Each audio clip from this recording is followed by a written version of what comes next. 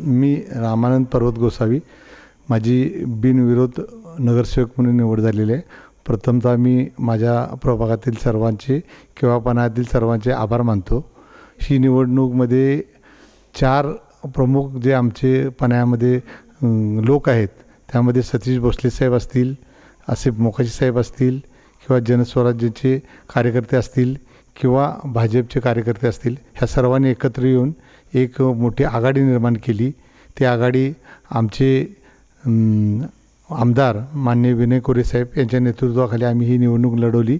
आज माघारीच्या दिवशी 6 नगरसेवक बिनविरोध आलेले आहेत आणि 14 जणांची आता 2 तारखेला मतदान होणार आहे 14 जणांना, आणि 1 नगराध्यक्षाला 1 मतदान होणार आहे. असे 15 लोकांचे मतदान होईल आणि 3 तारखेला निकाल लागेल.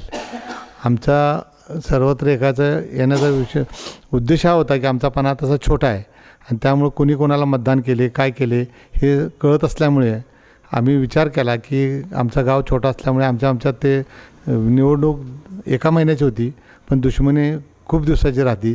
त्यामुळे आज सर्वांचा विचार करून आम्ही पूर्वापार आमचे गेले 100 वर्षे एकमेकाचे घरोबाचे संबंध आहेत, हे संबंध बिघडू नयेत म्हणून आम्ही सर्वांनी ही निवडणूक बिनविरोध करण्याचाच प्रयत्न केला होता. हे आहे गोकुळचं श्रीखंड, अगदी जिभेवर रेंगाळणार. जिभेवरच नाही तर मनावरही रेंगाळणार. गोकुळ श्रीखंड, मनावर रेंगाळणार.